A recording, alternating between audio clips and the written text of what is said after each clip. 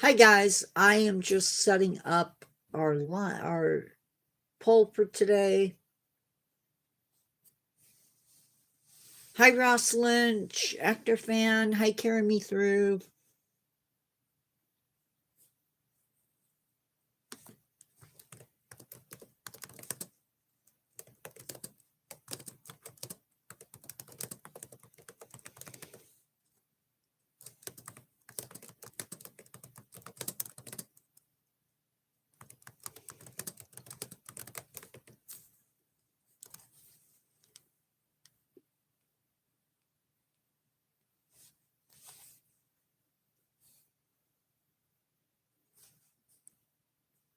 Okay.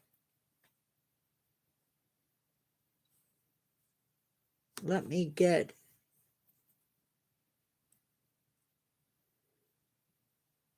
Rogue One was okay. I'm trying to remember The Force Awakens. I liked the special effects in the last three movies that came out that were in the theaters, but I don't know. It was sort of hit and miss as far as the canon stuff goes.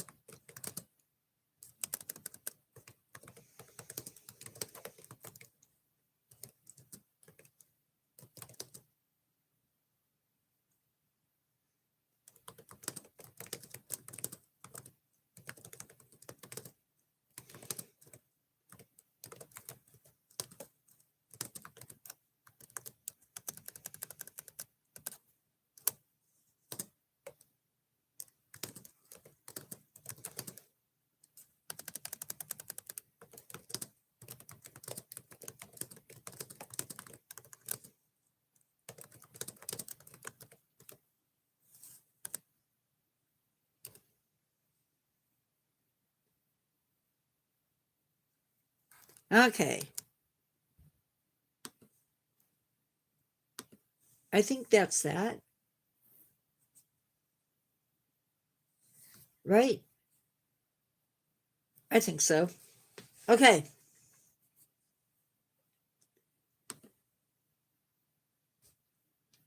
How is everybody? I feel like I haven't said that. I'm a little sad. Um, not been doing stats like I normally do, so it's hard for me to say just how big of a drop we've had. But we lost a subscriber. I think I might know who they are, but I don't want to put names to it. I'm glad you're good. Um, Today might be a little bit boring, but um, a part of nature is knowing what you're looking at and knowing a little bit about what you're looking at. So today we're going to be talking about leaf anatomy. Yes, leaves have anatomy. It's not just bodies and organisms like animals that have anatomy. plants have anatomy too. And we're going to talk about it.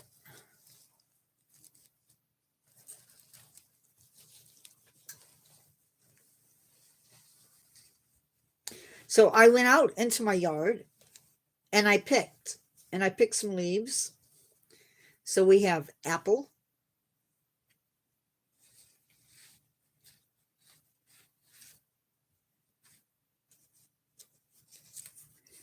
we have pear,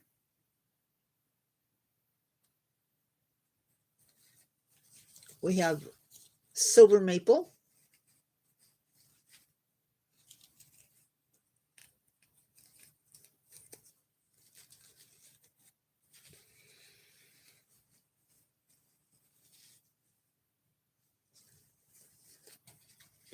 we have what I believe is quaking aspen,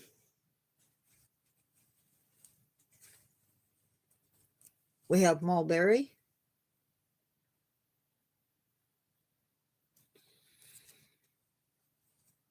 we have a dogwood,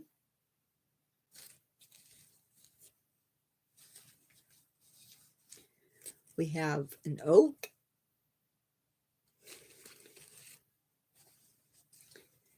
a sour gum leaf, and no, this is not a eucalyptus leaf. Totally different group. And then we have catalpa.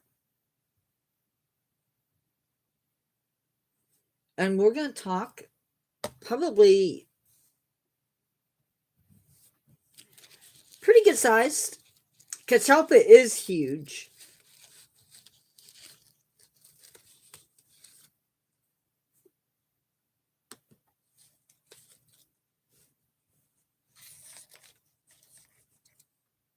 Okay, so we're going to use that big one.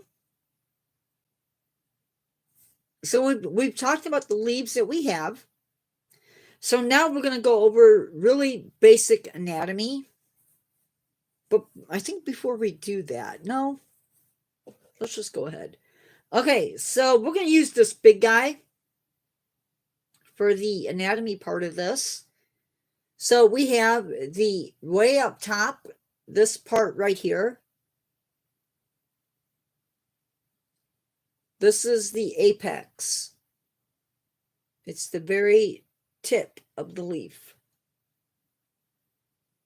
Then we have the margin. This is the margin. It's the edge of the leaf. And that edge can be an identifying feature. These are all simple leaves, yes. These are identifying features for a leaf. You can see the catalpa has a fairly smooth leaf margin. So does the tulipa or the sour gum. The oak, on the other hand, definitely not smooth. They are a lobed leaf.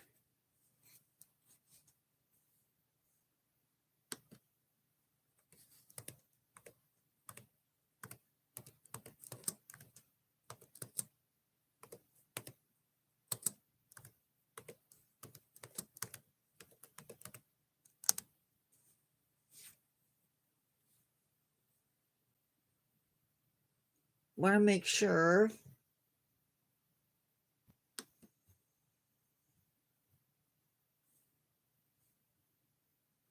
So these right here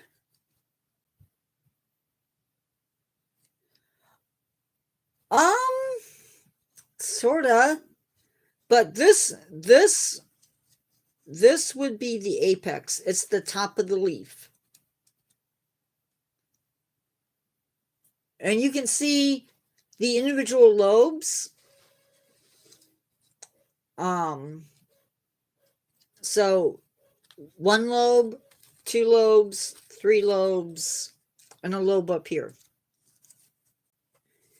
And the oaks, depending upon what oak species you're looking at, they can have little pins on them. I don't know if you can see that.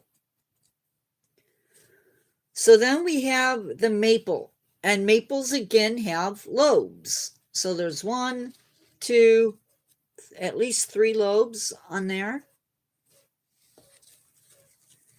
And they can be toothed. Leaf margins can be a little bit jagged. You can see this guy has some jagged, sort of a jagged edge to it. And our mulberry here, you can definitely see has lobes. And it is very rough, almost like a saw edge to the margin. The dogwood, pretty smooth. The apple, again, sort of a micro saw going on there. And the pear, it has a little bit of some teeth going on there. You guys may not be able to see the teeth.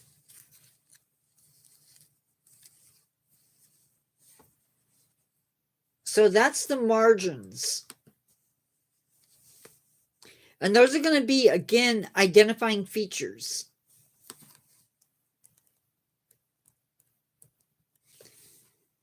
The other thing on a leaf are the veins.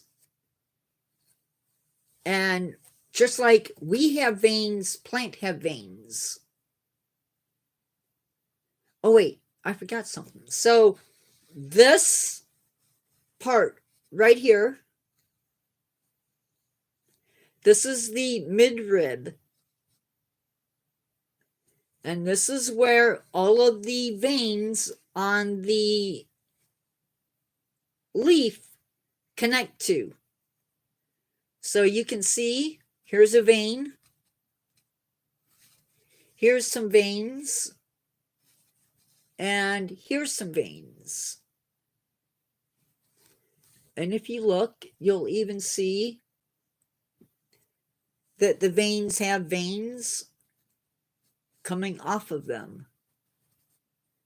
So they provide, just like our veins, they provide a place for transportation of sap and nutrients, as well as give the leaf support.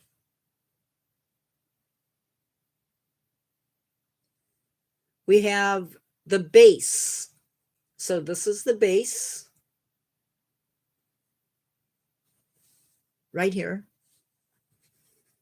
There is a name for what we call the leaf. This whole entire surface is called the blade. So this part of it, this part of the leaf is the blade. And then this part of it, from here down, is the petiole. And this is where the leaf meets the stem.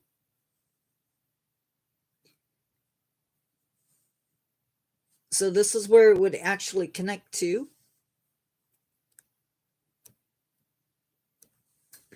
But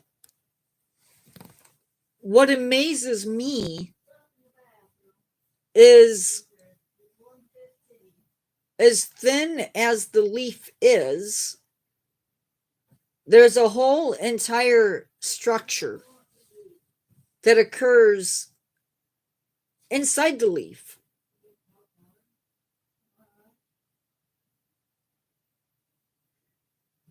So even though you can't see it, just like we have pores, leaves have pores.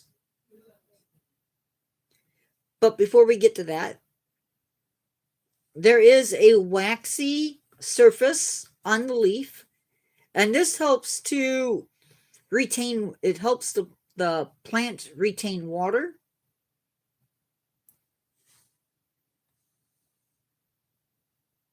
So it's called the cuticle. There are special cells that cover the surface called guard cells, and they sit on either side of these pores, and they actually allow those pores to either open up or close. And those poles are called stomata. And those stomata open up. I feel like I'm missing comments. No, I'm not. Okay. Those pores actually open up or close, and they allow the plant to breathe. So those pores will open up and allow water vapor to escape. They will allow the plant to exchange gases.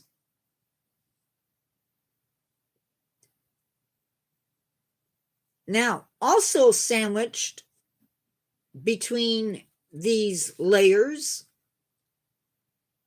which, by the way, this is epidermis, just like our skin is the epidermis. This is the leaf epidermis. And sandwiched between these two epidermises is a layer called the mesophyll, or mesophyll, sorry. And there are two kinds. One is the palisade mesophyll, and the other one is the spongy mesophyll. And so basically what happens is the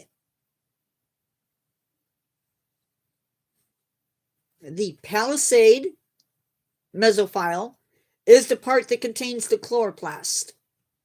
So green leaf equals chlorophyll equals chloroplast. Chloroplast, if you remember, is what the plant uses to produce food. So they need carbon dioxide, water, sunlight, and with that, they produce sugars. The other mesophyll, or mesophyll, is vascular tissue. This is what basically makes up the plant. It's what makes up the veins on the plant.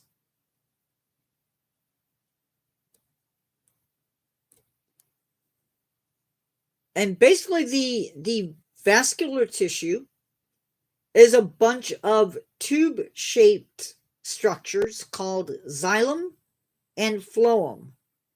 And so basically these are straws, if you want to think of them that way, that transport water and nutrients from the leaves out into the plant itself. So that is a little bit about leaves. And you can also, if you have kids, you can take the leaf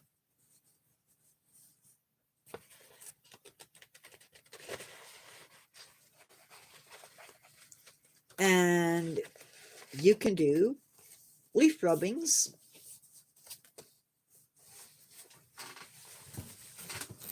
I don't know if you guys have ever, usually I do them with crayons.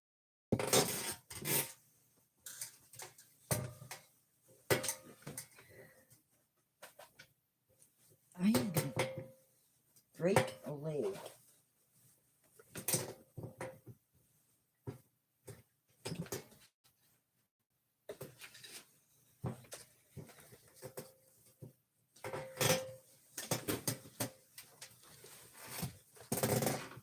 But there are different activities that you can do. So, in order to do a leaf rubbing, you only need 3 things. You need a leaf, a book or a hard surface, a piece of paper, and usually I would say use a crayon, but I don't have crayons. I have a color pencil.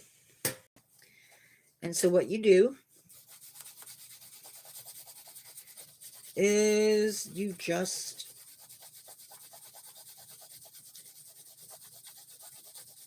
rub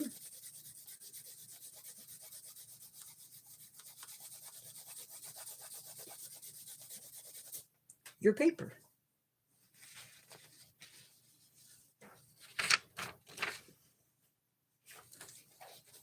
And that's just something you can do with kids. If you have kids. Also, if you ever see a plant or a tree during the summer and they're already changing colors, like you might see some plants, this plant in particular, this tree in particular, the tulipa, there's already fall colors on it, and we are only in July. But if a tree begins to show fall colors early, that's often a sign of issues with the tree. Environmental issues. It may be too dry. It may be too wet. It's stressed.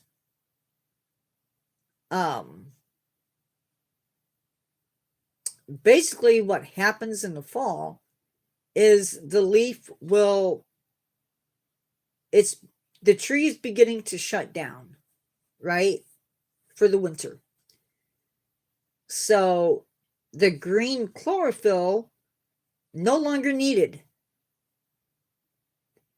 So that basically those cells, basically they don't think they go dormant.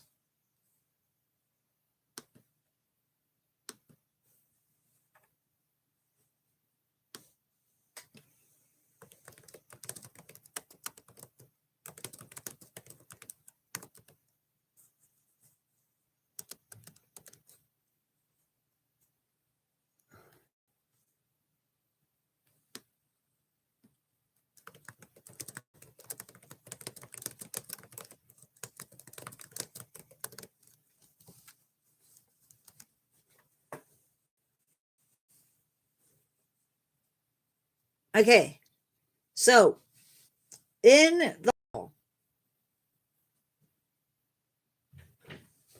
this tree in particular in my yard is my favorite for fall colors. So we talked a little bit about chlorophyll, and we know chlorophyll is a green pigment. But the shorter days and the cooler temps that we get in the fall triggers the tree into basically shutting down.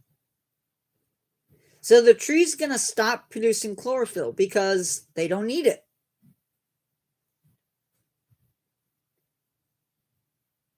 This leaves behind other pigments, such as carotenoids, so yellows and oranges. There may be reds that are visible.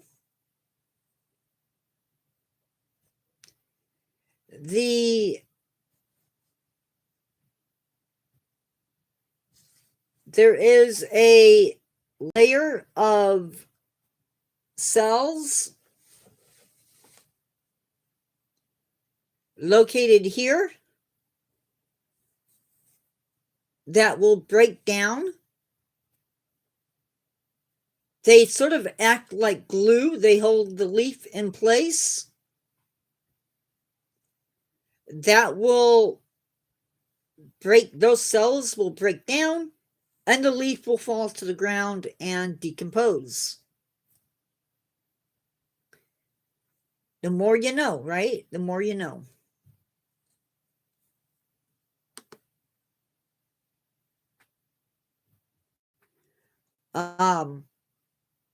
Some trees, depending upon the pigments the tree has, dictates what colors you see. So in this tree, we get a lot of reds, oranges, yellows. Real pretty tree. Whereas a lot of times with oaks, you get reds, you might get browns. So it just depends on the species of tree.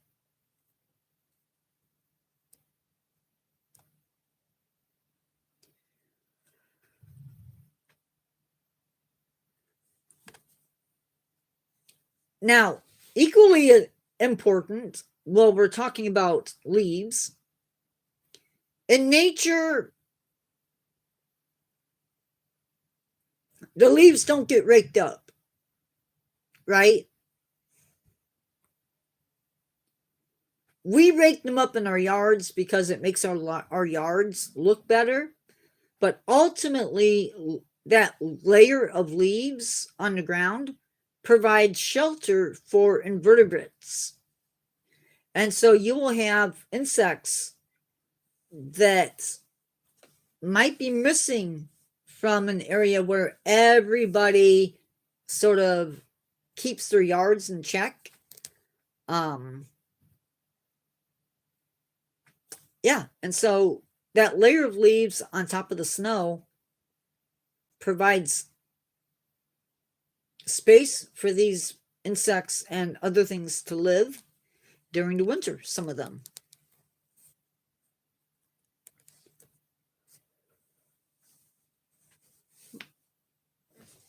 But as these leaves break down, they put the nutrients back into the soil, which is awesome.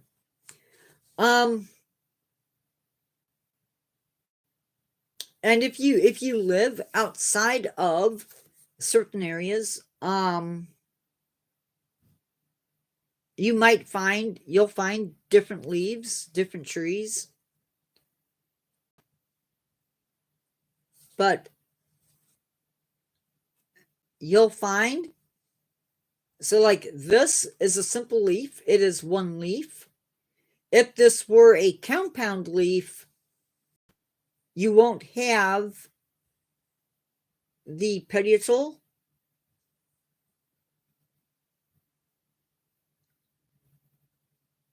Your mid-vein, your midrib would be much longer, and coming off of the midrib be not leaves, but leaflets. So think of a walnut, a ash tree,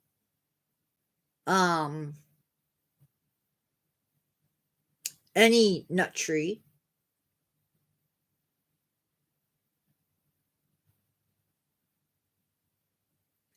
So yeah, different leaves that we'll be talking about later. That's all I have. But I came prepared today. Or at least I thought I did.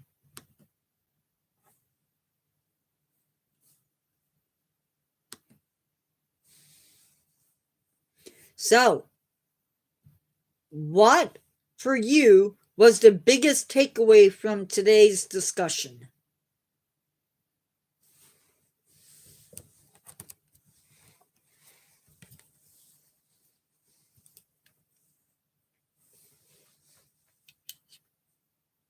even if it's something silly or minute.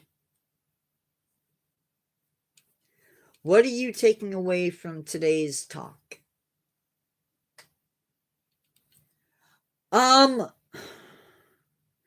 They're not complex. We call them compound. They're simple and compound.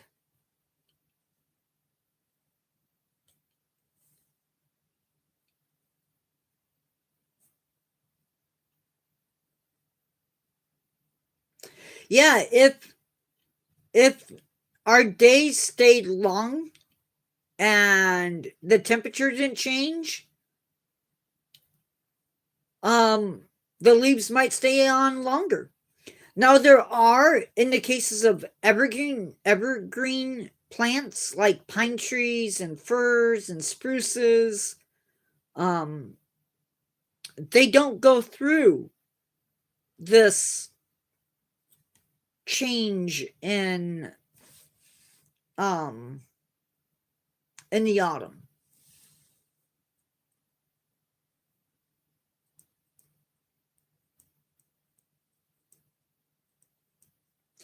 Is there anything that we talked about today that you would love to hear in a future or I'm sorry, I read that wrong. What's one thing we talked about today that you'd love to hear more about in a future live? I like those questions. I may ask them through each and every live. I think that's important. Don't you think? I think it's important to know, for me to know if there's anything you guys would like to see. Hello, Love Doll. You're late.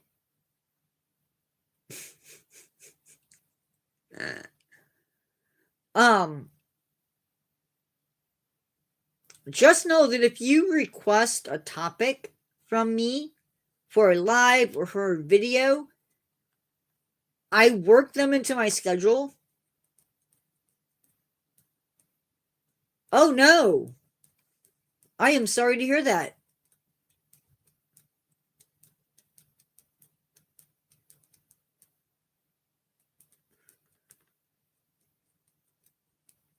It's a little bit hard for me to show you or to get into that because basically we've already talked about it.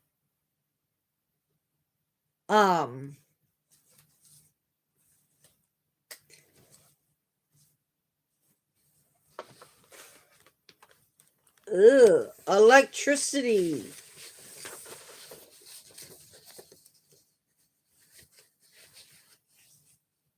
Like a Brian.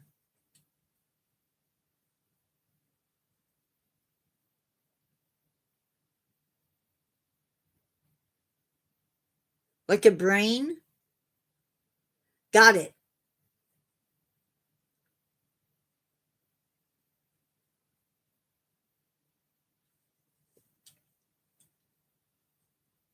Just because Carry Me Through, you almost need a microscope to be able to get into it.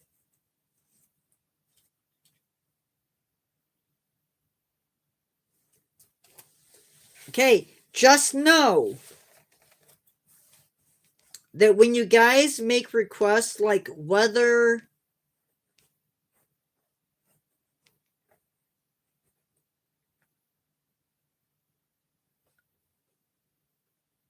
I don't know.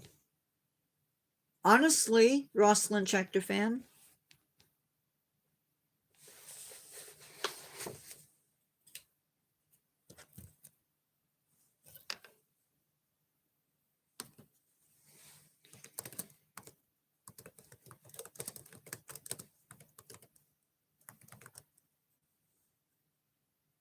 Do you mean like nerves?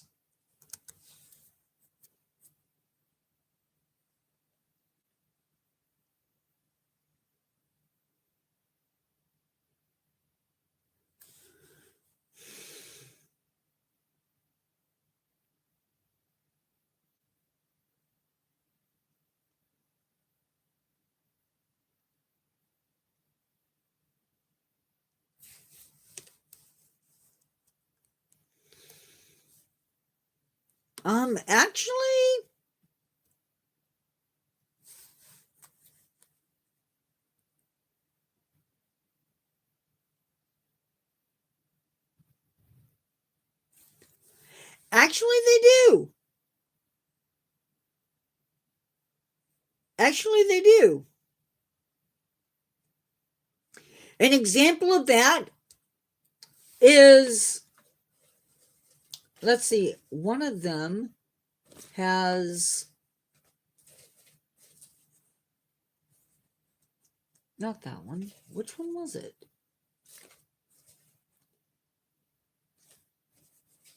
Man, that catalpa leaf stinks, guys. Ugh.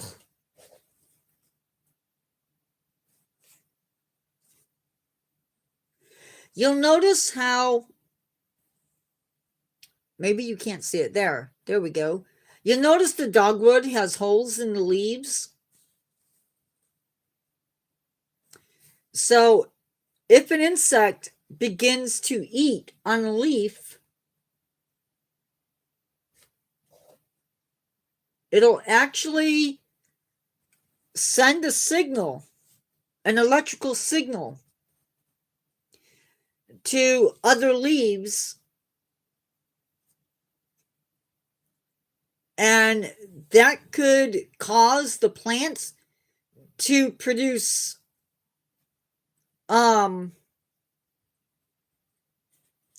defensive responses, like the production of distasteful chemicals, but they don't have a brain. They don't necessarily have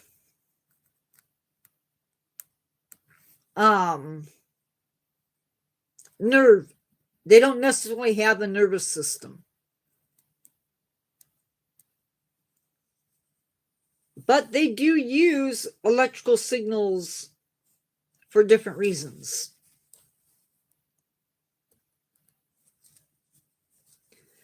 Some plants, like the Venus flytrap,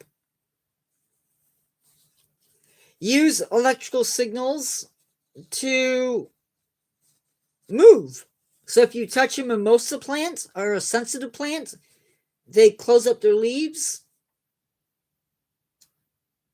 The Venus flytrap has the little hairs on their leaves, and when an insect touches it, they trigger that signal that causes the plant to shut its leaves, or its lobes, I should say.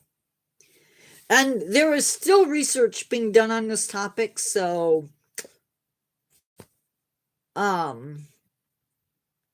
yeah.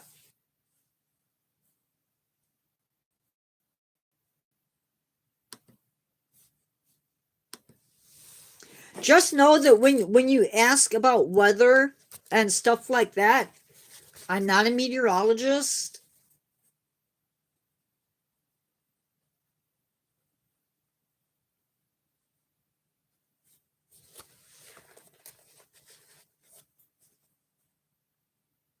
And there are limits. There are even limits to what I know as far as nature stuff.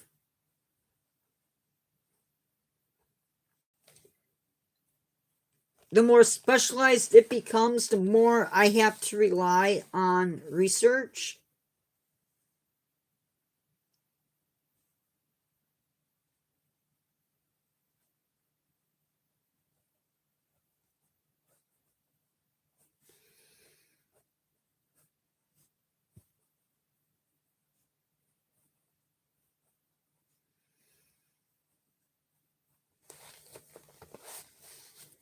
But we shall see. We shall see.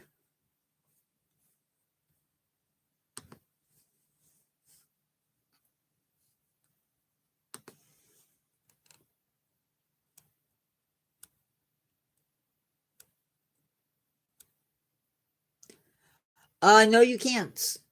It is not set up for that.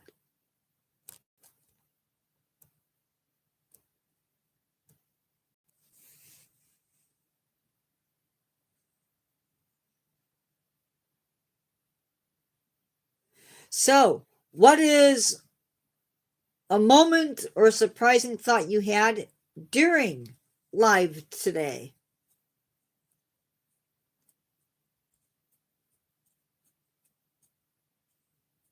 I have to have, in order for you guys to be able to donate or to be able to use the super chats, I need views.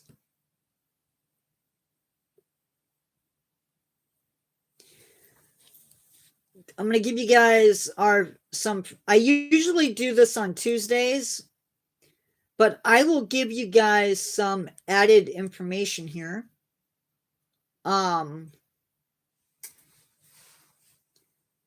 Today we are sitting at 1,604 subscribers. That's 54 in the last 28 days. In the last 28 days, we've had 26.1 thousand views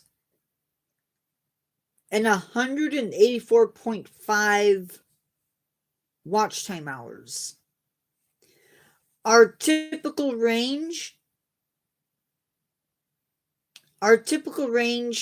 is 210 to 270. So 184 is a drop. And I know it. I watch every one of our lives. And I watch the videos. So I know there are drops. Although the last short had 144 views. So you guys are doing your part. But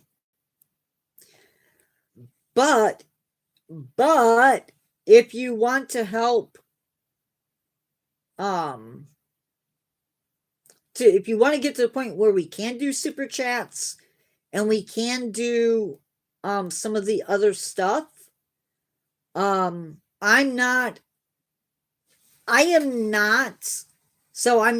to be one of those YouTubers who pushes you guys a lot for this.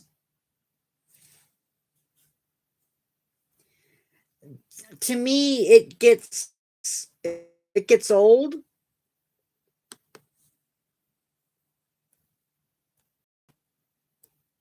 But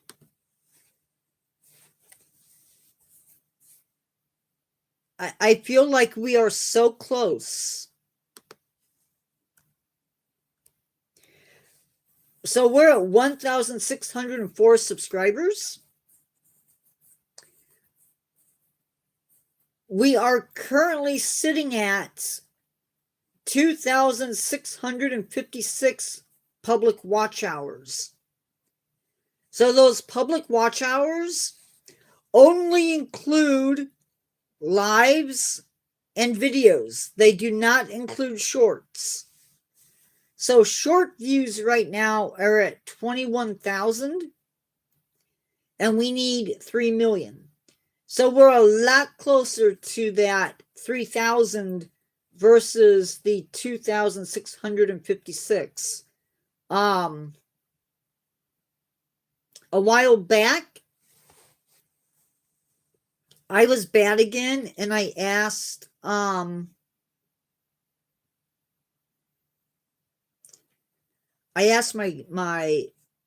Gemini AI to tell me, to give me an update on when they thought we would make that 3,000.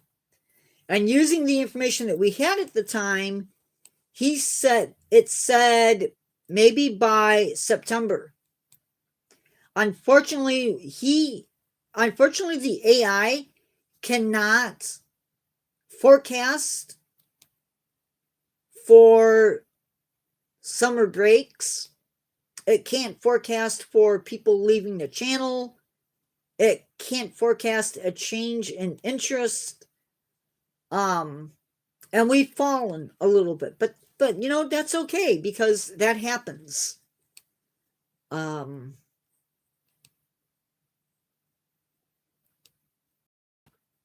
Things are a little bit slower on some of the other channels, and that's okay. Though I honestly thought that the spooky channel would be doing better than it is, but I'm not complaining. Do you guys, you can't donate. You can't donate at all.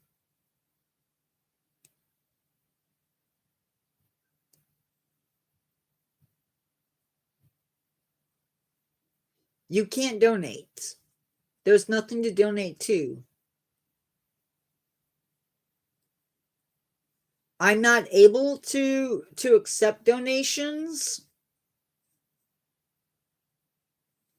And I'm not gonna, I will celebrate when you guys, you know, when I get it. I will let you know the minute that I sign up.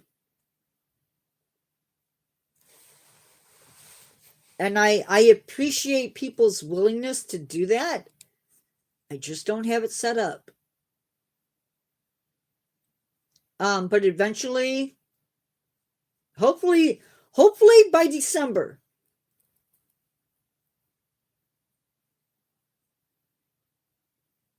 One of the reasons why I'm willing to do lives and to stay on lives as long as people are talking. There's just some days when we get into a live and nobody shows up. Hi, Teo the Bay.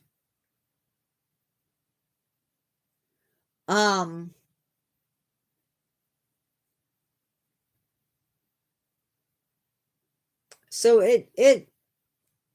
it's a struggle, but it's a good struggle. Would you guys like to have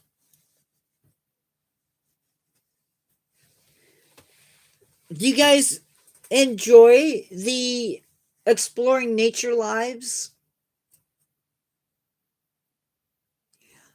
I think the next one,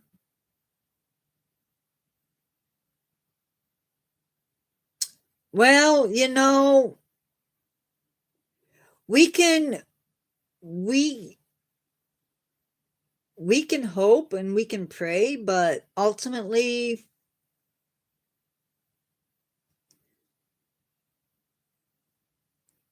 you know, somebody decides that they don't like something that's said. Oh, I do want to talk about something. Something somebody said rubbed me the wrong way.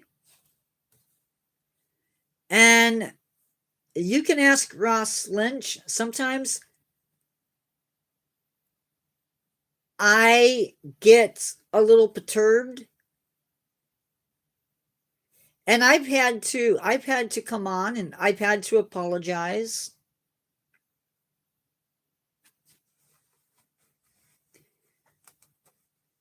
This is very much a learning curve for me, but I had a comment and it kind of cheesed me off. I'm not going to tell you the person's name because, well, sometimes though, especially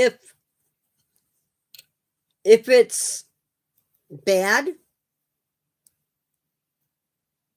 I can get loud.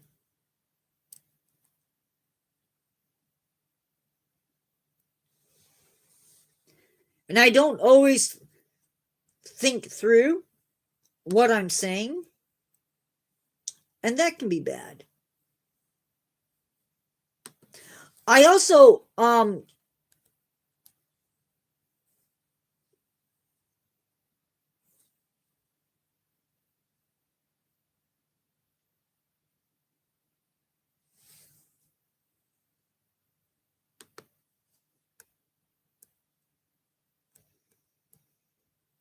I have to find it. I don't know if I'm going to be able to find it.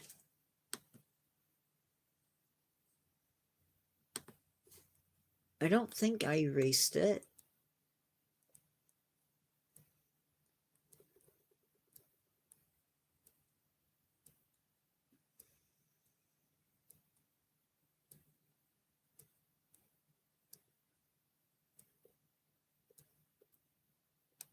Okay.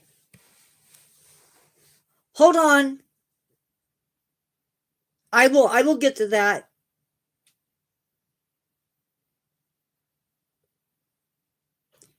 Nature always bans me. He's a beep head.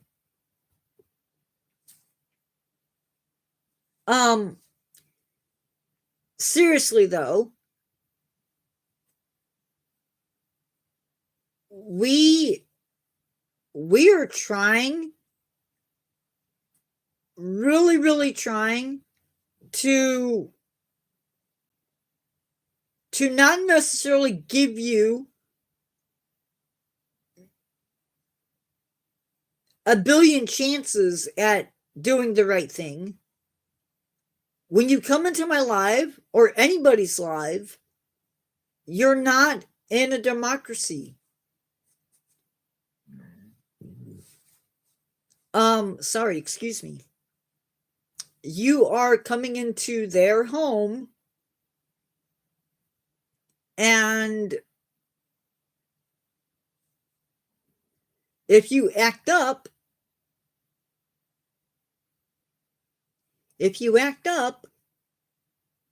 there's consequences. My moderators know that some things are okay and some things aren't okay.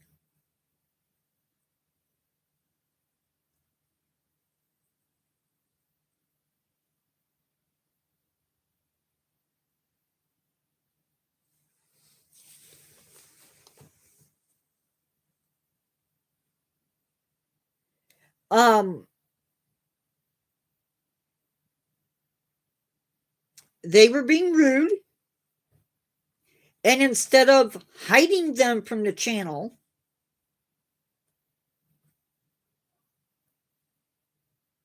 they were timed out.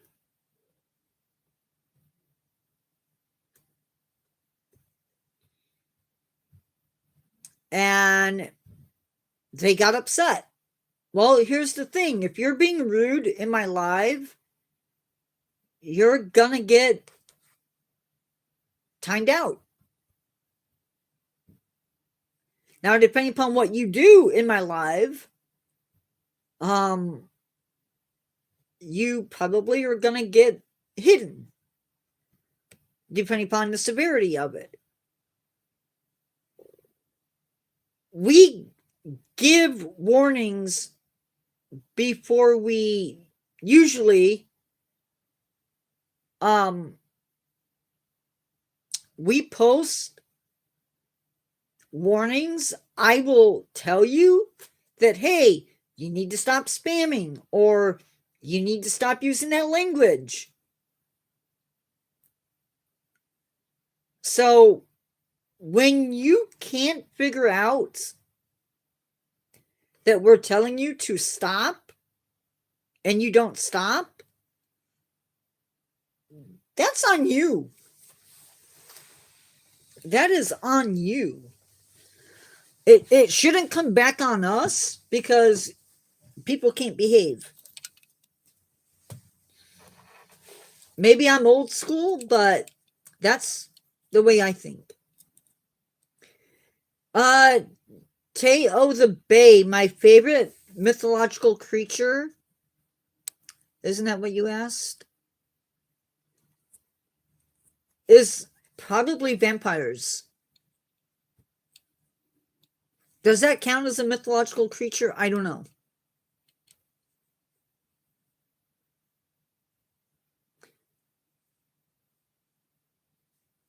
I would say most of the time we have pretty good lives.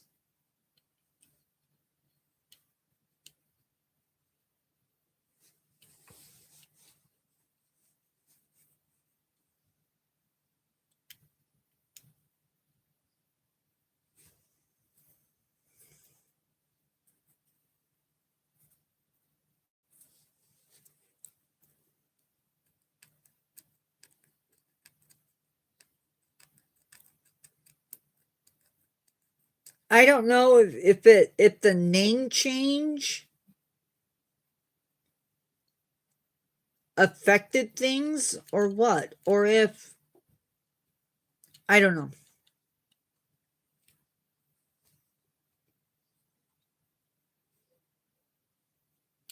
It's the name change was basically just a name change, not a change in how we do things. So I don't know.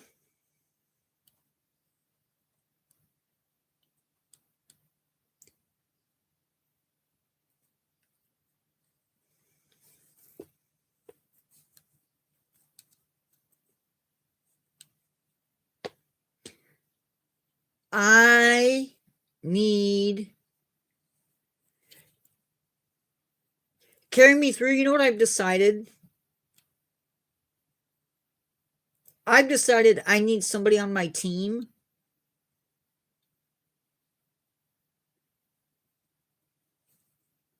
that knows how to put together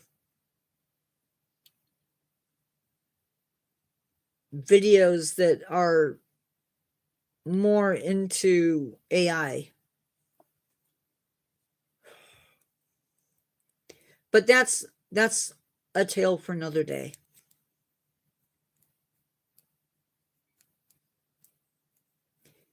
And thank you, Teo the Bay. I hope I'm pronouncing your name right.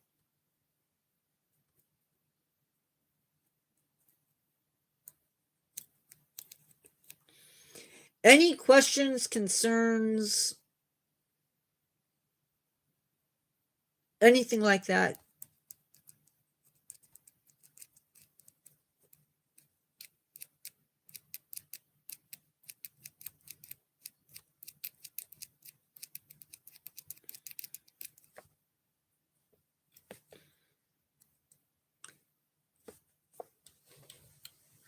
Another thing that I want to say, something that really hit me out of the blue.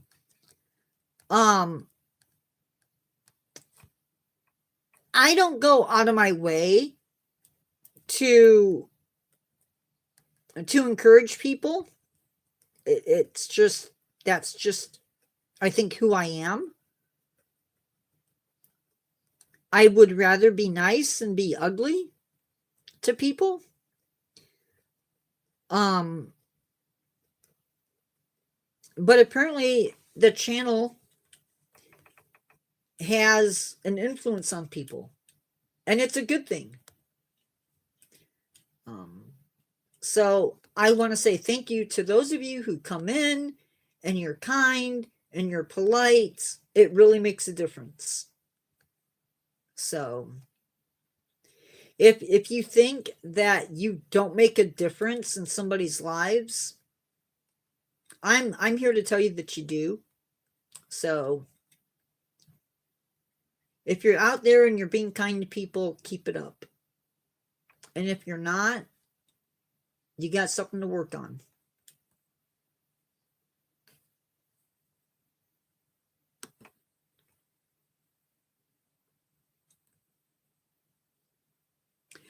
Oh, it's doing it again.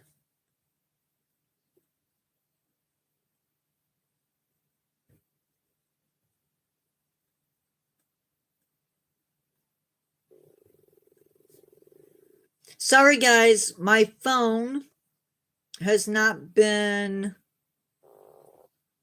putting up all the messages. My last message that I got is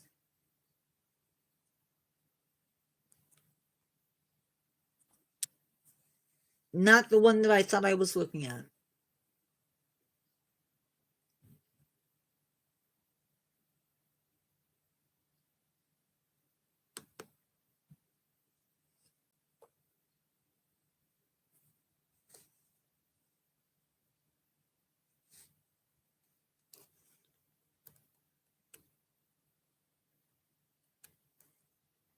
The last comment that I saw on my phone was Tay to the Bay. Sorry for what you went through. Yeah, Saturdays can be crazy. for sure.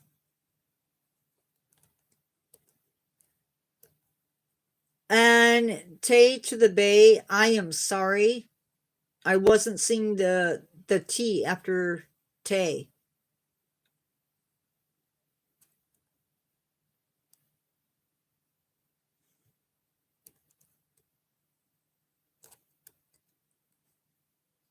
What the heck?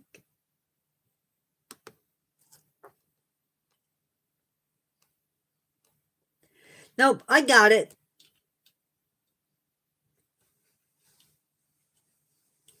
Every once in a while it freezes up on me. Not freezes up, but it stops.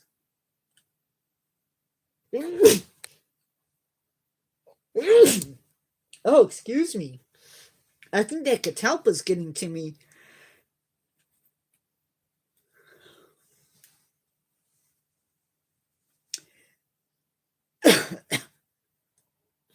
Thank you. That catalpa leaf really stinks. Whew.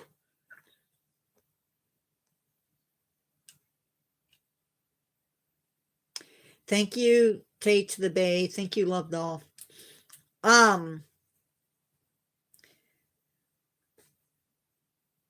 Tonight's live is supposed to be a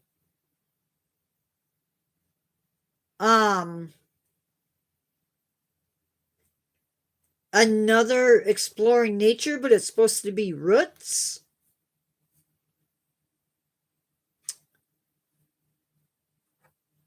But in my usual nutty brain, thank you, carry me through. In my usual muddy brain,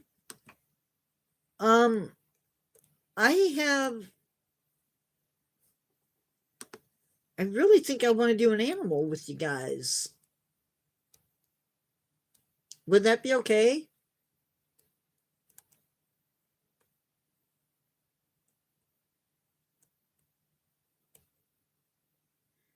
Is that okay if I change the topic for our next live today at 7?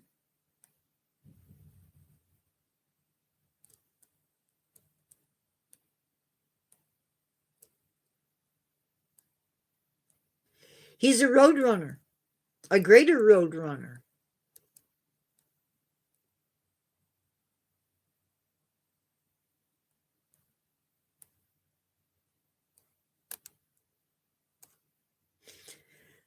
Just know that the animal that I pick may not be an animal that you're going to like.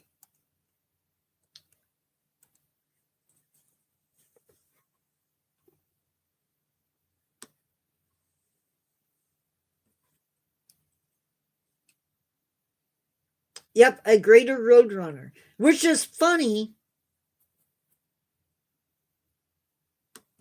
Which is funny because there isn't a lesser roadrunner.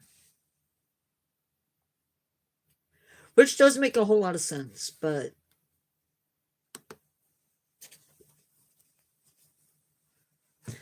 I'm like, sometimes I get bored.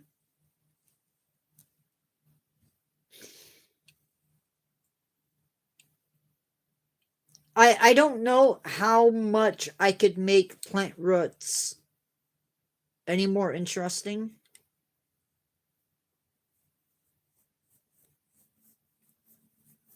But I feel like I don't do a lot of live animals on the channel.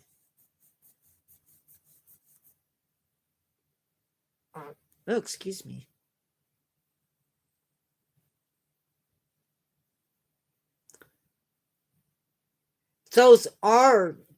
There is actually Godzilla up there.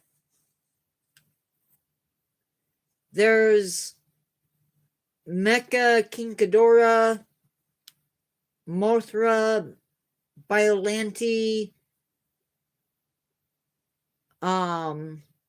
Godzilla.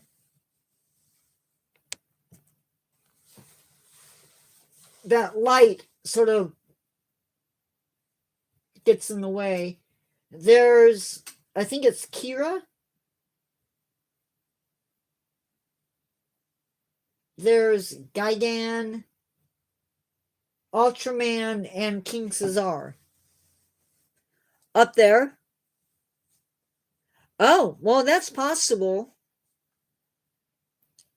Carry me through. That's entirely possible. And then on the other shelf, there's Space Godzilla, Mogera, the Smog Monster, Hedorah, Gigan from Final Wars, Destroya, Gamera, Gauss, another Mechagodzilla, Anguirus, and King Ghidorah.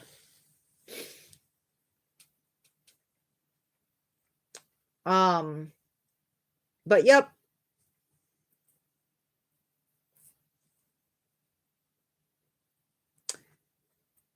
I didn't know that there was a lesser Roadrunner. I'd never heard of one. Who knew?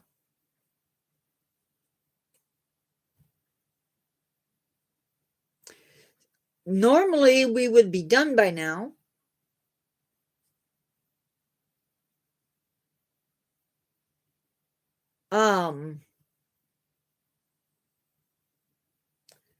But we are still chatting, so that's okay. I will find an animal and then we'll talk about it tonight.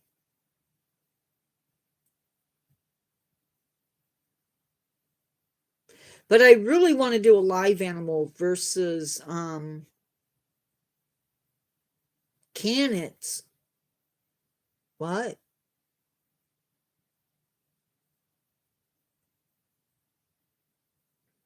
I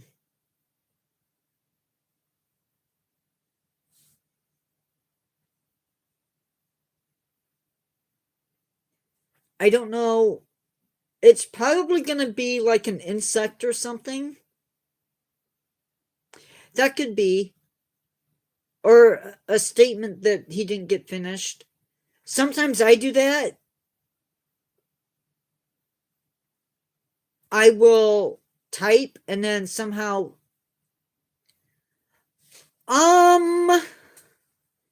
it's not going to be an extinct animal. It's going to be a live animal.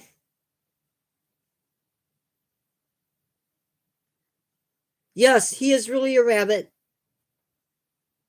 Or he's a hare, one or the other.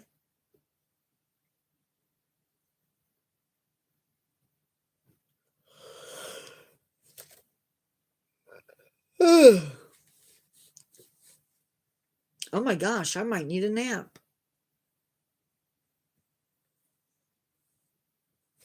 You know what amazes me? Yes. They're sponges. Sponges are a real life thing.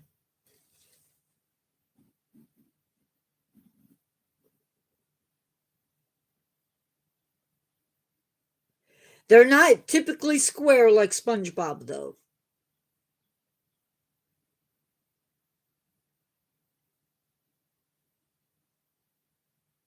And there's also freshwater sponges.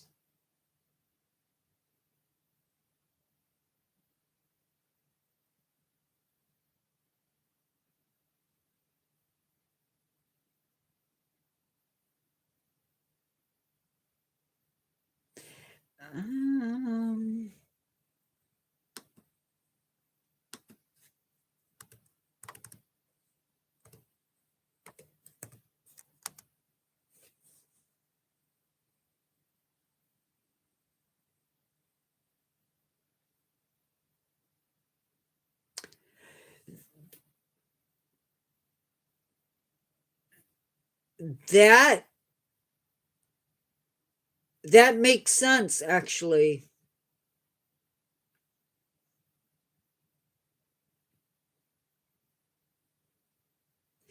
The one thing I never understood about that show is why Plankton was the bad guy.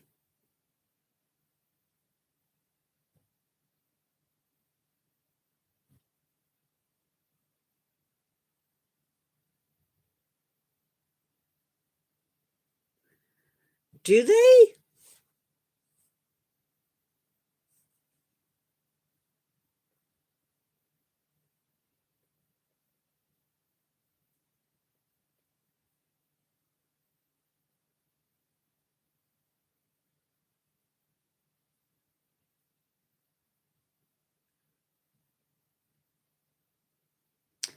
Plankton is sort of like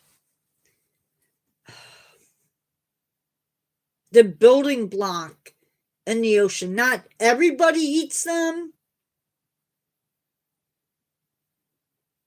Um, but like whales and a bunch of other animals do eat plankton. So it's sort of the baseline for the ocean.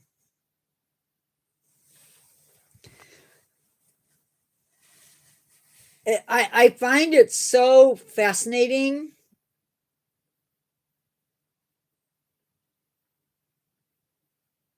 Some do. Not all of them, but some.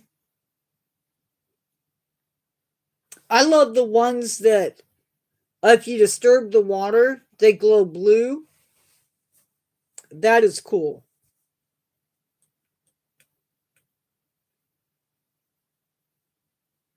It amazes me how the largest animals on Earth feed on some of the smallest animals and plants on Earth. That just blows my mind.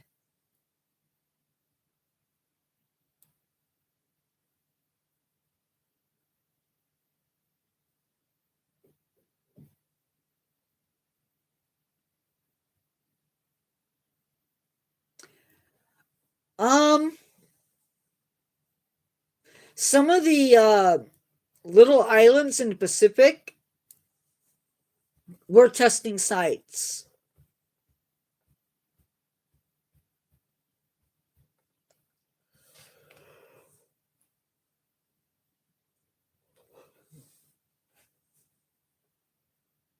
And may still hold some nuclear activity to them. Or not nuclear activity, but radiation.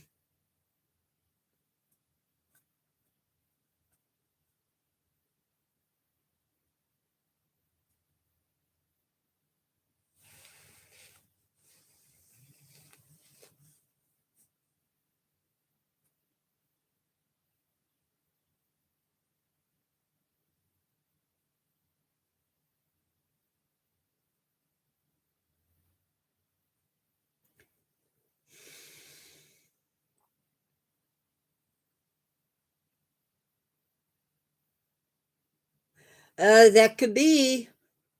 Who knows? But then again, how exciting of a cartoon would it be if the animals didn't talk?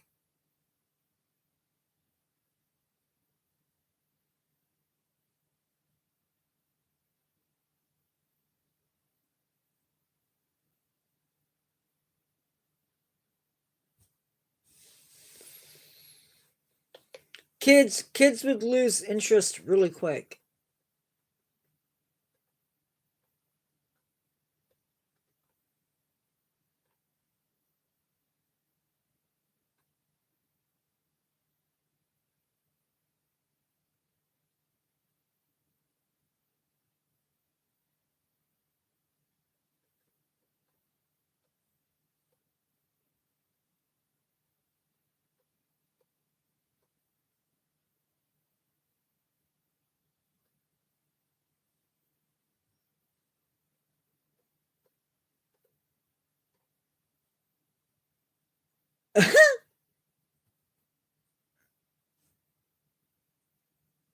Interesting.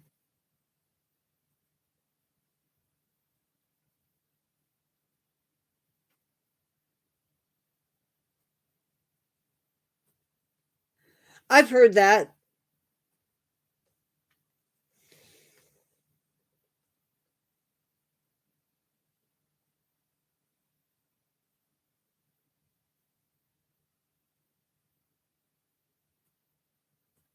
Yeah, how? I never understood that character either.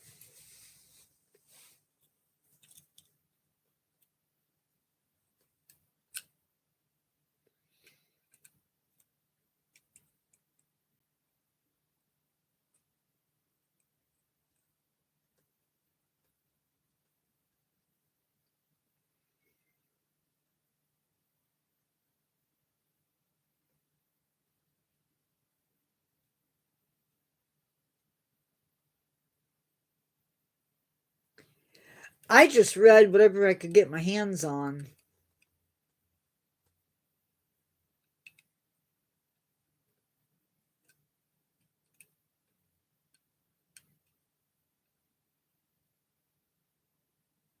I think I read Dracula my 7th grade year. I never read that.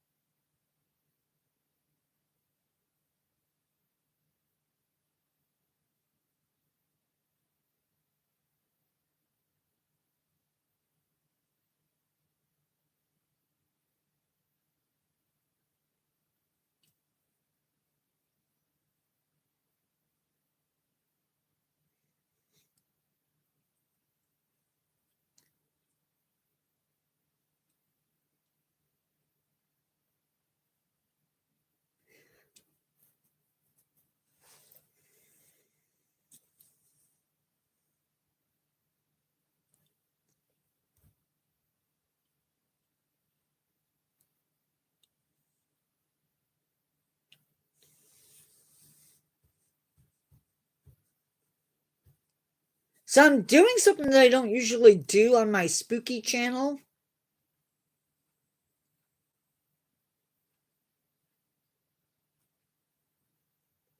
Um, and I'm gonna do two of the same sort of stories in the same week. They are amazing little animals, that's for sure.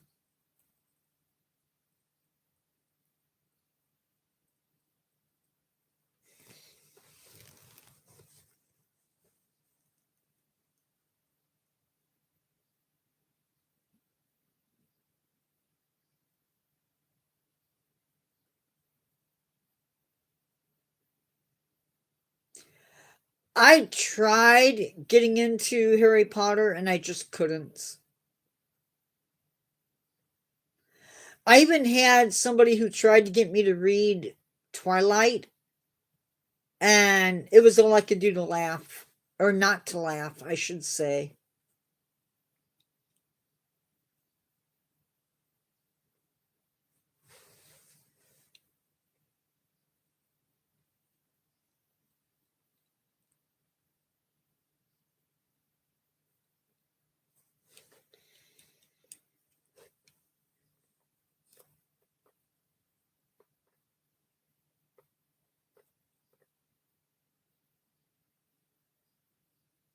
Oh, I don't know if I've ever heard that book.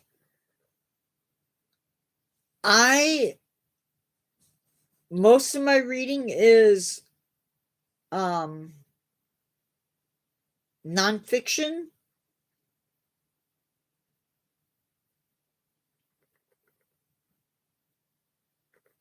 But I really do like um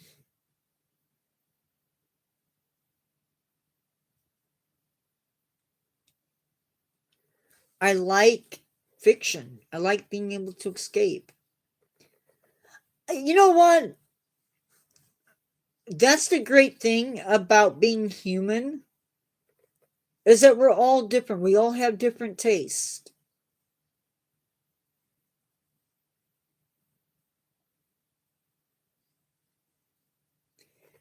And that's the cool thing about being human. We're all different. We all have different tastes, and just because I don't like a book or a movie doesn't mean somebody else doesn't. I have a good friend who likes horror, but he enjoys the slasher films, and I think they're absolutely gross. But he loves them, and I'm glad he likes them. Which reminds me, I need to contact him.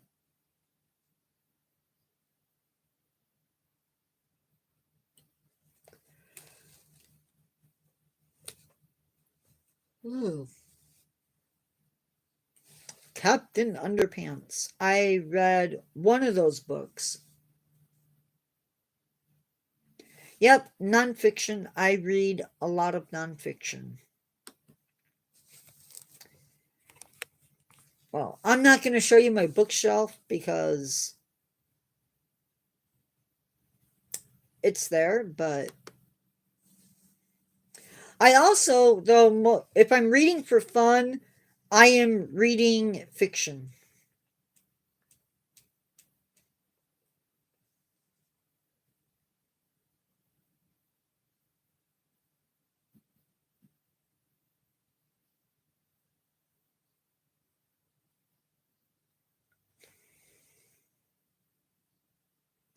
Variety is the spice of life. That is so true.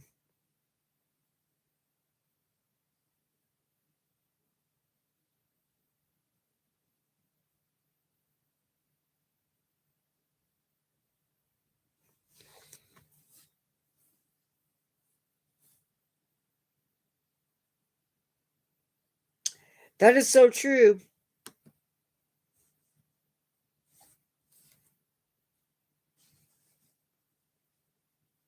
Yes. But I have a really good imagination. I have. The last Star Wars book that I read had somebody from the dark side, somebody from the Empire that had blue skin.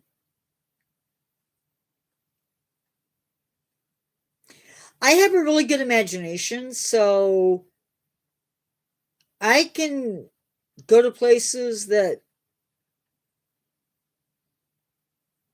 I can take a story usually and run with it. So I'm always really disappointed when I hit writer's block.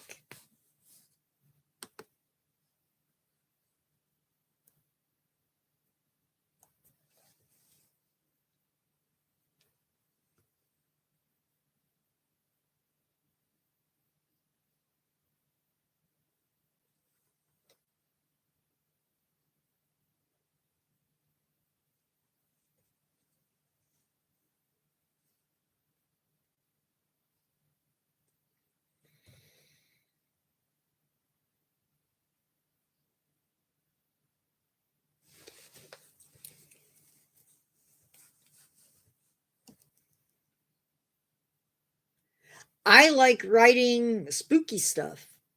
My problem is what I consider spooky and what you might consider spooky are two different things, but I still like to write it. Hello, Jurassic Edits, Edit X.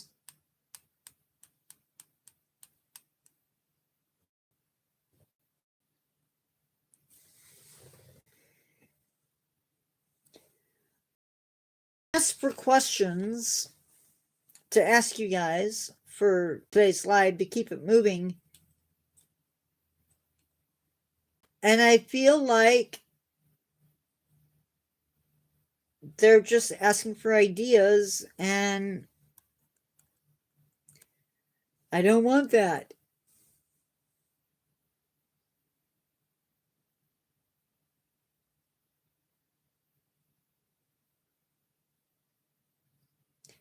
My schedule? You mean the fact that we're way over? Actually,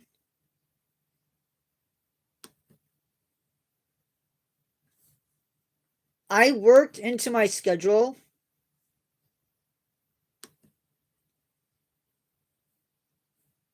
Most of my lives are slated for an hour and a half.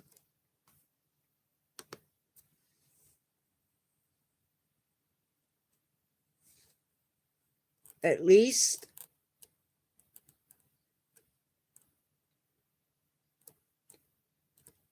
This live goes from 1 p.m. to 2:30. So we have like a minute left, guys. I apologize.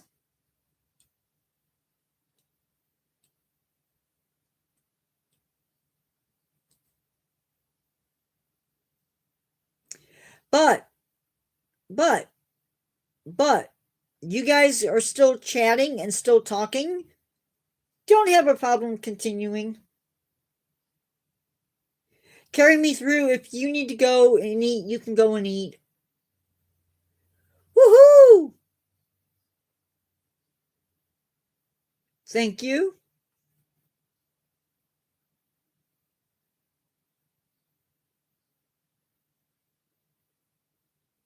I'm not going anywhere because you guys are still talking, so.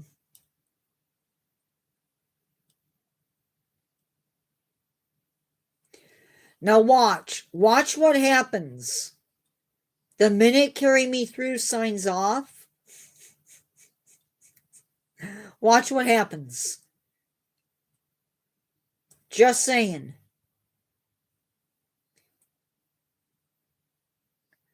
I never read any of those books.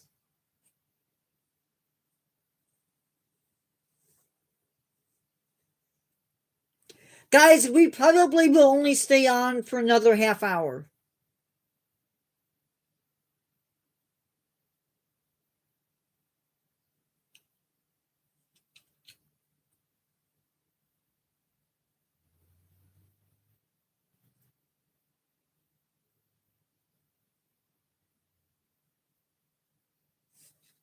My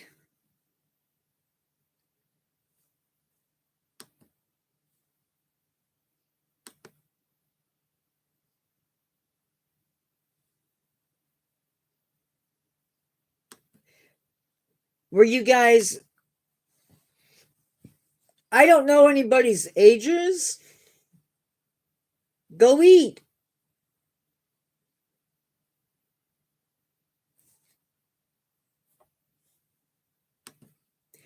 I do way more writing nowadays than I do actually reading. No, don't give out ages.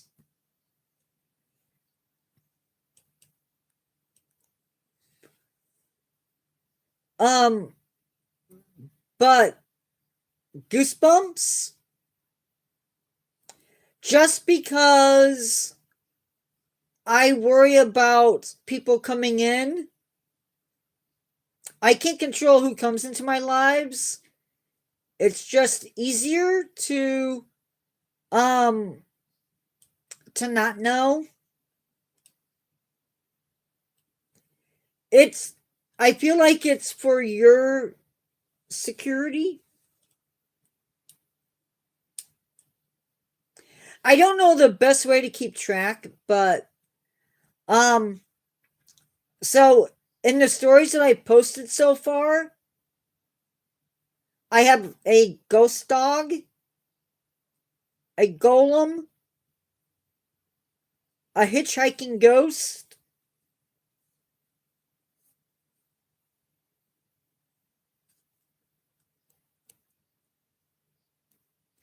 a haunted doll,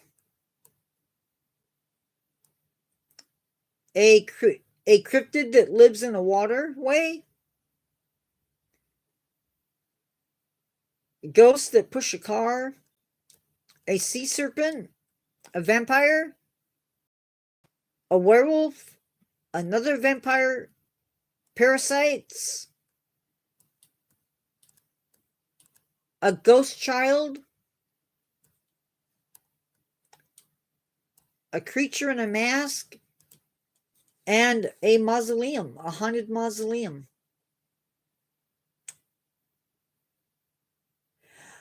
I've never read the Animorphs, and I made it through the first series. In my stories, they're the main characters. Always. I have part of a book on Amazon where he's sort of an anti-hero.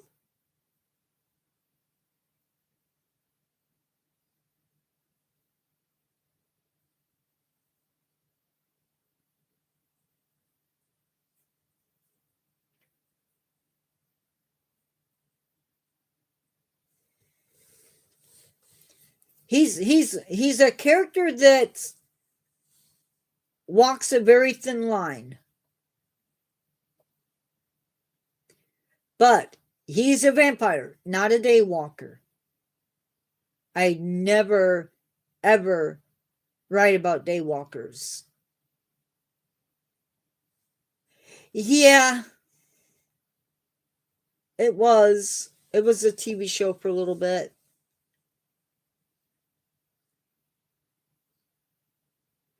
Yeah, it's on. Well, it was on Tubi. I think Tubi.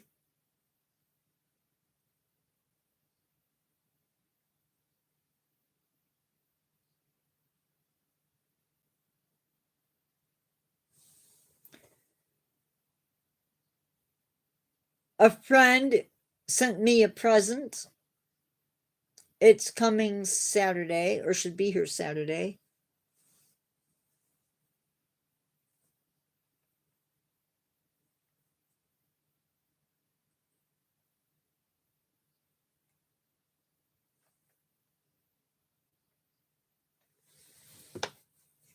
I'm always amazed by our discussions on live.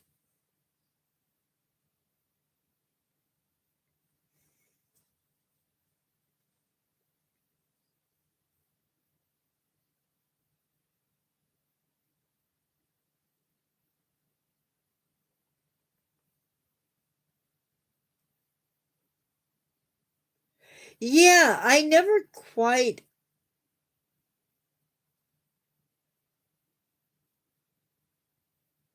What age do you think a child should get their first phone? I think it depends.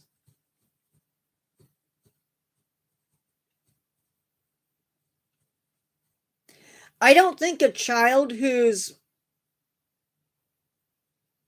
is in elementary school needs one.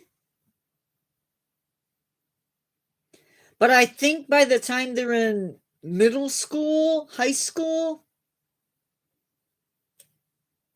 they should have one with the expectation that they follow the rules.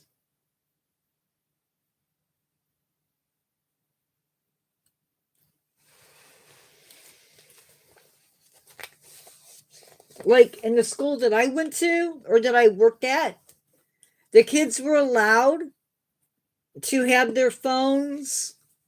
They had to have their phones put away during instructional time. And they could get them out during lunch.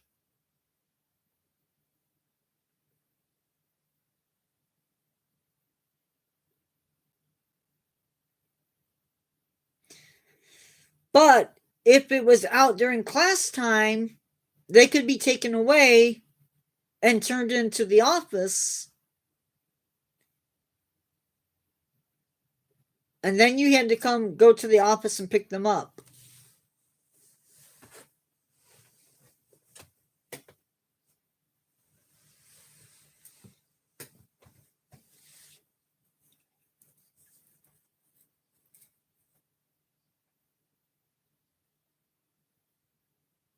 You know,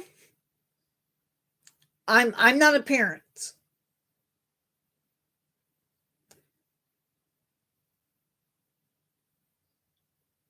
But I think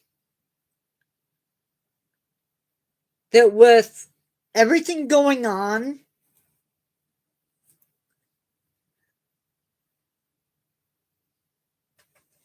there's a part of me that sort of feels like parents shouldn't be able to access text, but I'll tell you what, there's way too many cases where I think if you had asked me 20 or 10 years ago,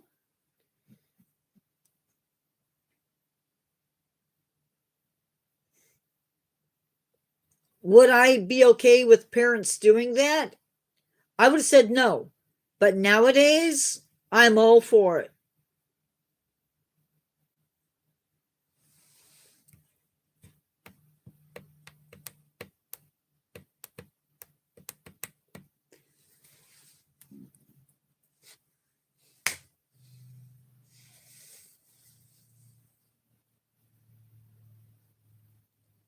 Well, look at it. Look at it this way, love doll. Um,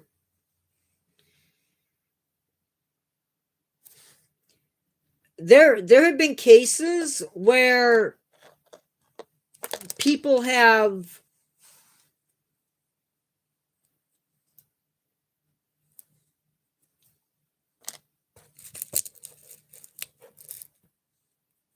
adults will access, they'll get into like games like Roblox or something like that, and they'll start talking to kids like they're kids, and things can go south, things can go bad. So the fact that your parents can check your text, I know it looks like a possible invasion of your privacy, but at the same time, parents can't be too careful nowadays. I agree with that 100%.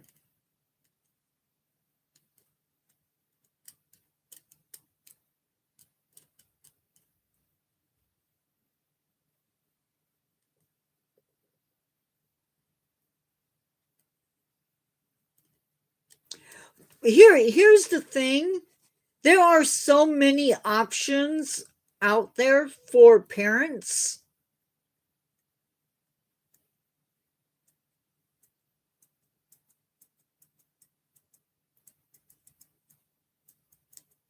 I mean, just because I've heard of inappropriate stuff making it um onto the YouTube for Kids. The thing is, I think the thing to remember about anything is nothing is, if you, sorry, brain's getting dip. There's good in there and there's bad in everything. No technology is foolproof.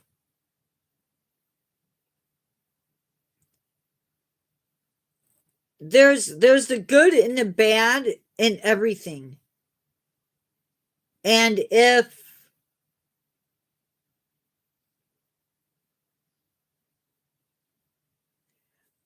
That's a good example. Snapchat's another one.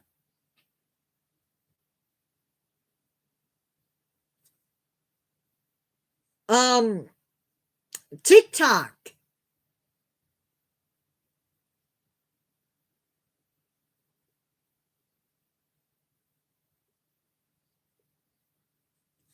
But the thing is, though,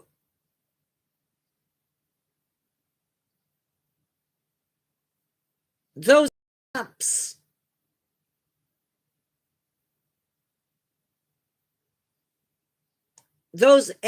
and Discord, it's only bad because people are using it bad.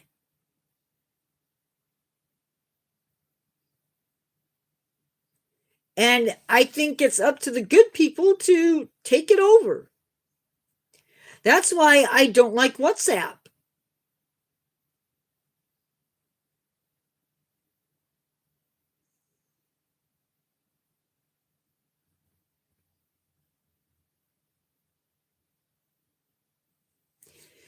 When I think of WhatsApp,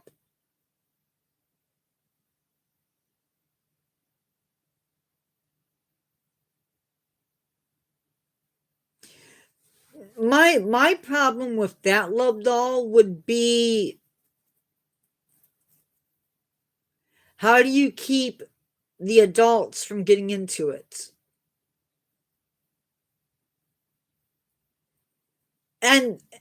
And parents need to take advantage of those things, of those controls.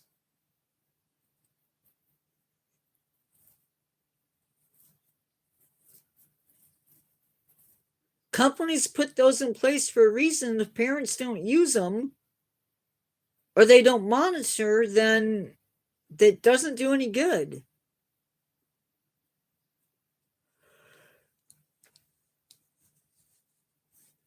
Heck yeah, they are.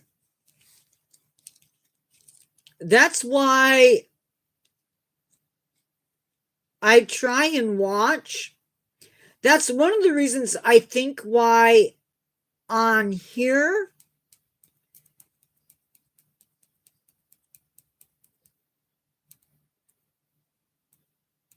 there's moderators. If I were to make a video and let's say I posted it just for children,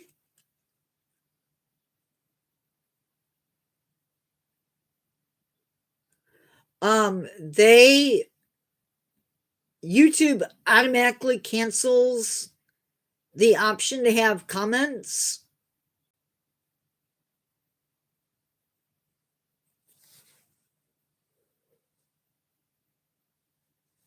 And I try to watch. It's one of the reasons why I'm so strict on some of the stuff in the lives. No, there's nothing that's foolproof.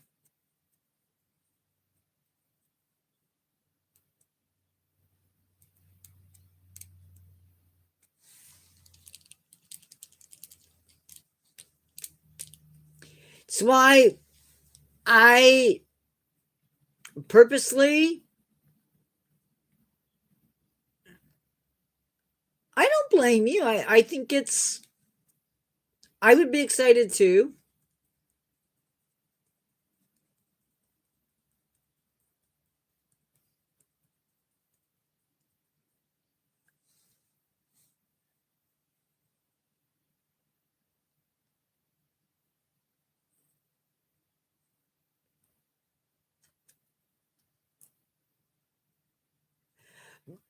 But at the same time, though, you can't.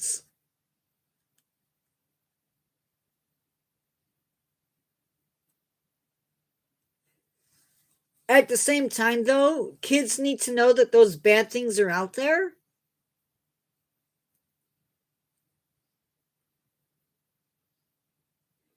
Kids need to know that those bad things are out there, because if you don't teach them about those bad things,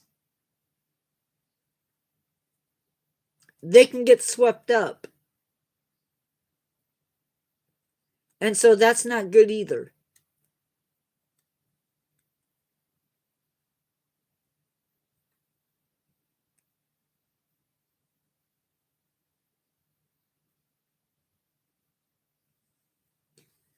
I agree.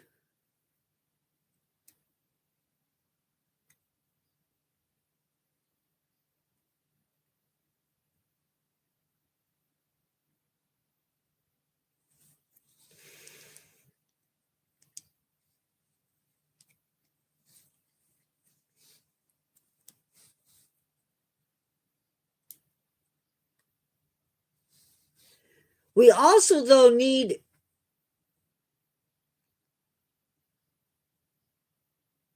That is true.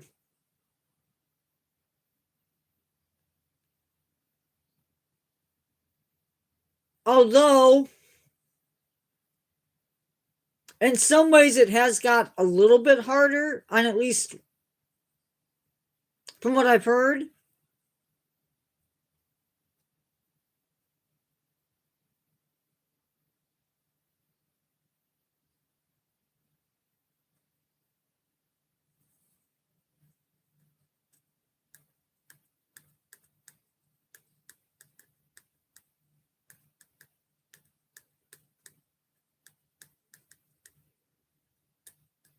But I think there's ways to do it.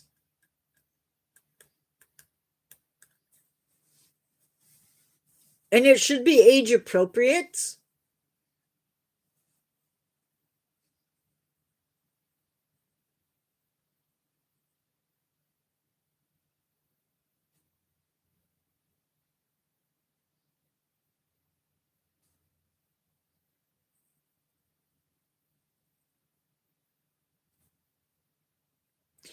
That's the problem, though. Right there is the problem.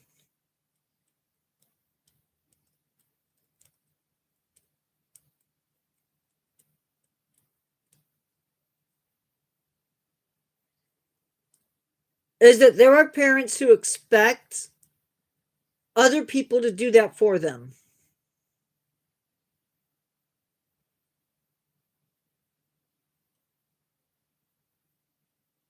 They expect it to come from somebody else.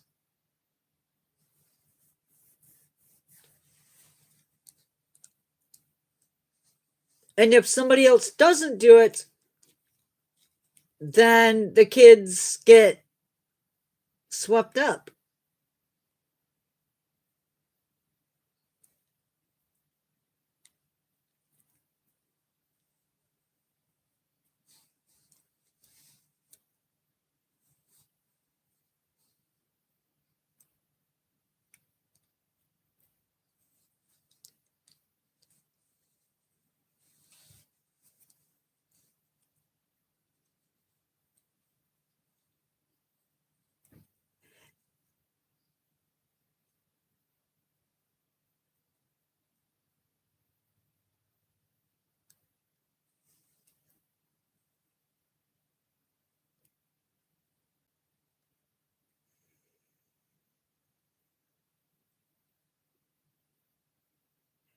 Happy Tree Friends was disturbing as all get out.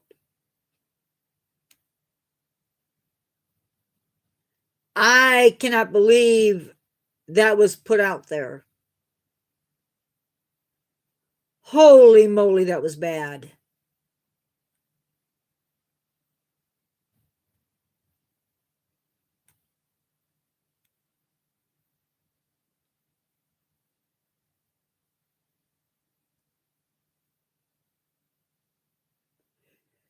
I don't know why they called them Happy Tree Friends, because from what I saw, it was anything but happy.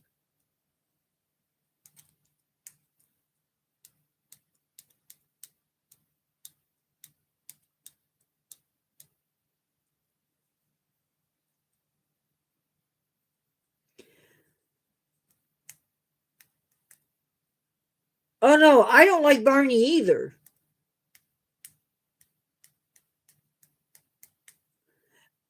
I don't like Barney, and I don't like what was the other one?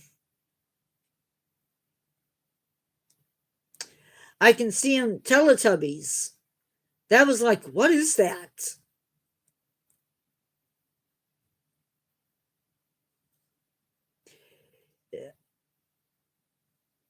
Yeah, Carrie, you don't want to even glimpse at that. Yeah, I was lucky. When I was a kid, we had cartoons that were cartoons. For the most part, they weren't trying to sell you anything.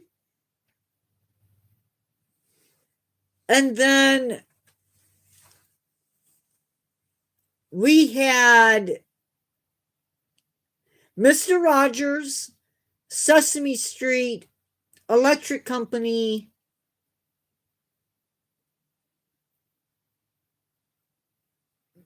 You know, it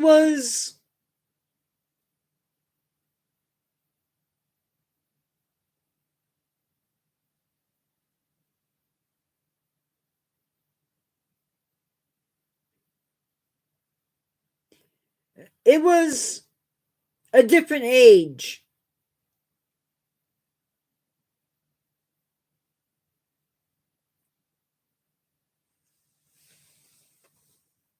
Like we had lawn darts,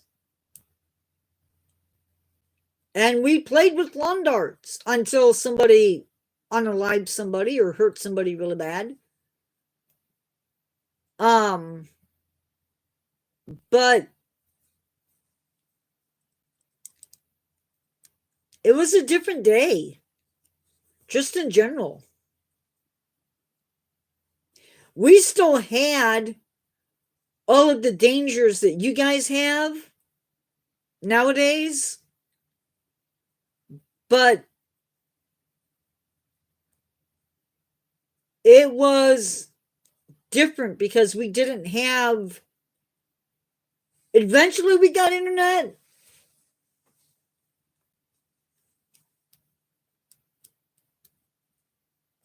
but we didn't have cell phones as kids.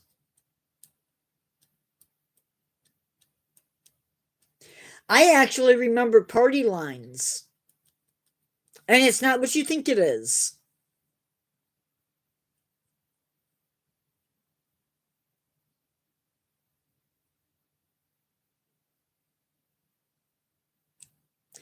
Party lines is where you had your rotary phone, and you would pick up your phone and somebody else might be on it. Yeah, I do remember that one, or that being talked about.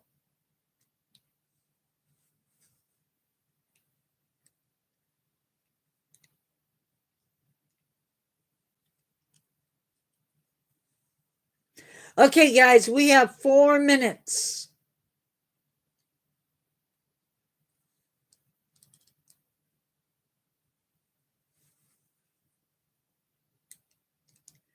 But you know what, though?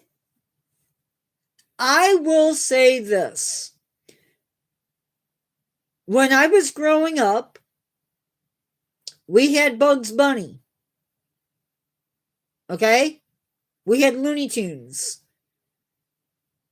Bugs Bunny dressed in drag.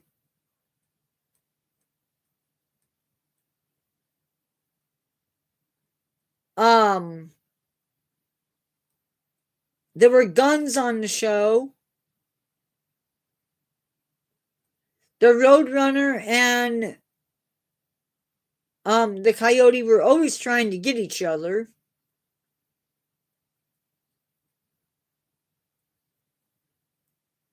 No, here in Lake Station.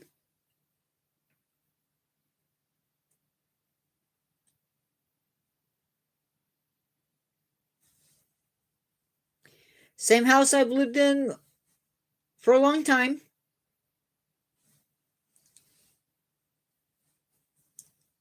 As a kid.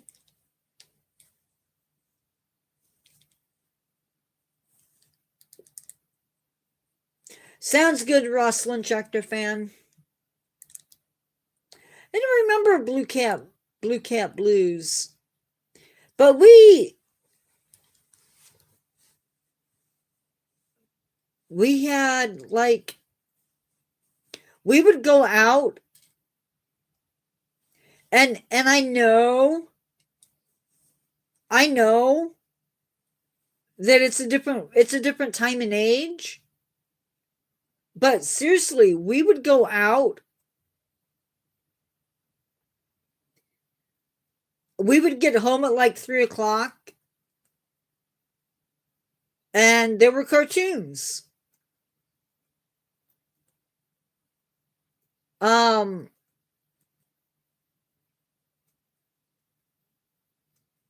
We had cartoons would come on in the morning before school, at noon, and again at 3:00 or 2:30, something like that.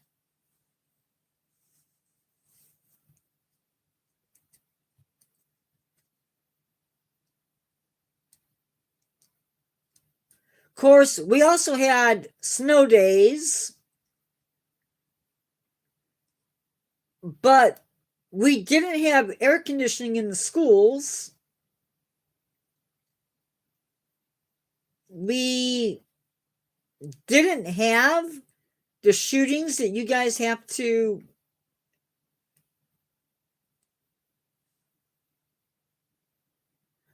Oh, you live in one of those states.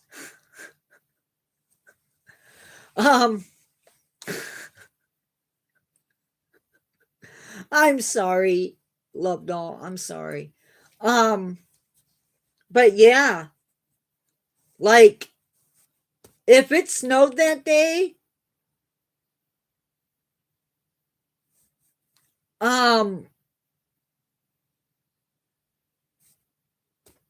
and it was bad, they called off school. You had a day off school. You didn't have Chromebooks. You didn't have laptops. You had a day off school. And if you missed too many days, then you had to make them up at the end of the year. But this Chromebook stuff and not having a day off, not that you guys don't get days off, but it was different. Just different. Anyway, guys, I need to go. Have a good one. Love y'all. Be good. Be safe. Eat. Oh, I'm sorry. We can talk later, guys. I need to go. I need to eat and all of that fun stuff. I will talk to you later. Bye, guys.